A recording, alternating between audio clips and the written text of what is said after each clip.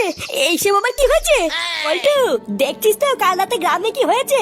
হ্যাঁ, সে তো দেখতেই পাচ্ছি। তা কি করে এমন হলো সেটা কি জানতে পারলি?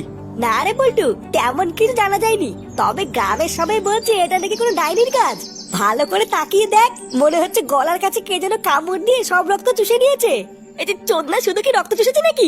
চোখের লেওড়া তো তুলে নিয়ে গেছে। এই যে না মানে না, এই সিনে আমি দেখতে পাচ্ছি না। উনি পল্টুদা, ব্যাপারটা দেখে কি বুঝলা? এটাই বুঝলাম যে এইরকম ঘটনা কিন্তু আমাদের গ্রামে এর আগে আরো অনেকবার ঘটেছে। আর প্রতিবারের মতন এই ঘটনাটাও কিন্তু কোনো সাধারণ ঘটনা না। এই ব্যাপারটা নিয়ে আমাদের সবাই মিলে একটু গ্রামের মোড়লের বাড়িতে যেতে হবে, বুঝলি? তারপর আলোচনা করে দেখতে হবে।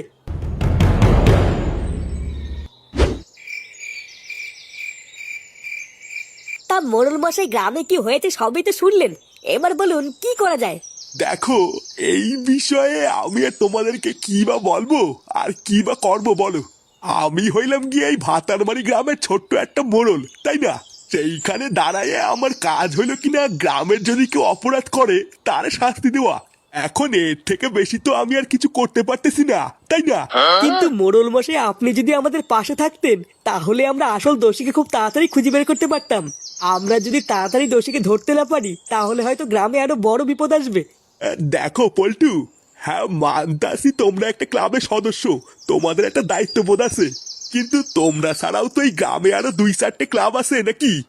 তারা যখন চুপ কইরা বসে আছে তোমরাও তাদের মতন চুপ কইরাই থাকো।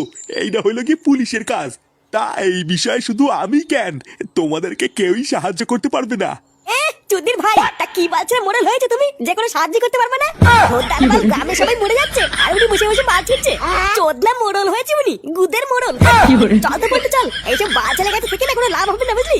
লেওরা আমি বুঝে গেছি, এবার যা করার আমাদের বাচ্চার ক্লাবকে করতে হবে।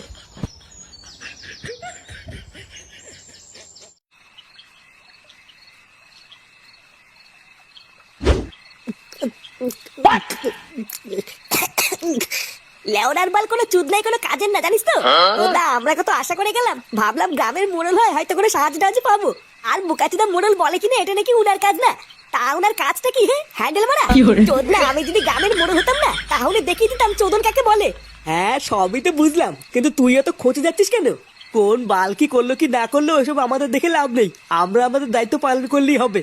আচ্ছা পল্টুদা, পুরো গ্রামটাকে পাহারা দেওয়ার জন্য যদি আমাদের ক্লাবের তরফ থেকে সিভিক ভলেন্টিয়ার দিই তাহলে কেমন হয়? আরে না না, পাগল হলে নাকি? ওই চোদনাগুলো আমার মোড়লের উপরে, লেওরা গুলোকে করতে বলবো বাল আর করে ফেলবে ছাল, দরকার নেই। হ্যাঁ, ঠিকই বলেছিস, অত ঝামেলার ভিতরে যাওয়ার দরকার নেই।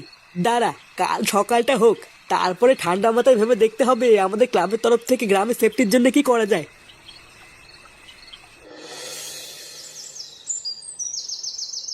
কি কি উল্টোপাল্টা কথা বলছিস তুই? হ্যাঁ গো পল্টুদা, আমি একদম উল্টোপাল্টা কথা বলছি না। ক্লাবে আসার পথে তো গ্রামের লোকজনরা তাই বলছিল। তোমার বিশ্বাস না হলে তুমি ফটকে জিজ্ঞাসা করো না, ফটকেও তো ছিল আমার সাথে। হ্যাঁ রে পল্টু, ল্যাংচা